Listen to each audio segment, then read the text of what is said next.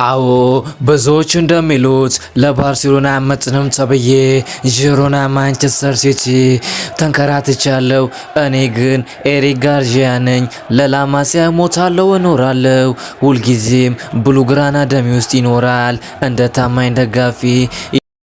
አድማጭ ተመልካቾቻችን ዛሬ ስለ ኤሪክ ጋርሺያ አንድ ለየት ያለ ፕሮግራም ይዘን መጥተናል። ኤሪክ ጋርሺያ እንደሚታወቀው ከሆነ ከባርሴሎና አካዳሚ የወጣ ባለተሰጥኦ ልጅ ነው። ባለተሰጥኦ ሲባል ድሪብል በማድረግ ወይም ደግሞ የተለያዩ አሲስቶችን በማድረግ ጎሎችን በማስቆጠር ሳይሆን ቨርሳታይል የሆነ ተጫዋች ነው። ቨርሳታይል ሲባል ትክክለኛ ቦታው ሴንተር ባክ ነው፣ የመሀል ተከላካይ ማለት ነው። ሊብሮ ላይ የሚጫወት ነው። አሁን ላይ ግን አንሲ ዴተር ፌሌግ በሰጡት እርምጃ መሰረት የቀኝ ፉልባክ እና ሴንትራል ዲፌንሲቭ ሚድፊልደር ፍራንኪ ዲዮንግ በማይኖር ሰዓት ያንን ቦታ በመሸፈን ትልቅ አገልግሎት እየሰጠ ያለ ተጫዋች ነው። ኤሪክ ጋርሺያ እንደሚታወቀው ከሆነ በባርሴሎና በላማሲያ ላለፉት 10 ዓመታት ያደገ ሲሆን እድገቱም እንደጠበቀው በትላልቅ የባርሴሎና ቲሞች ውስጥ አልዘለቀም። ነገር ግን ማንቸስተር ሲቲ፣ ጂሮና የሚመሳሰሉ ክለቦች እዛ በመግባት ትልቅ አስተዋጽኦ በማድረግ በዣቪ ስር በድጋሚ ከፒኬ ጋር በመጣመር አገልግሎትን ሰጥቶ ለአንድ ዓመት ጂሮና ከገባ በኋላ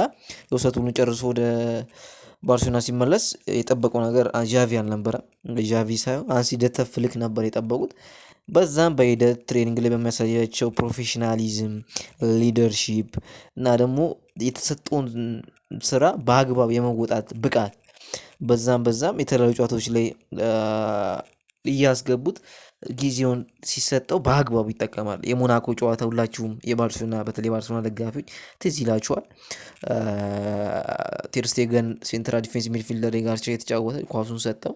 ኳሱን መቆጣጠር ተስኖት በቀይ ካርድ የወጣበት ጨዋታ ያ ተርኒንግ ፖይንት ነው ፎር ሂስ ጆርኒ።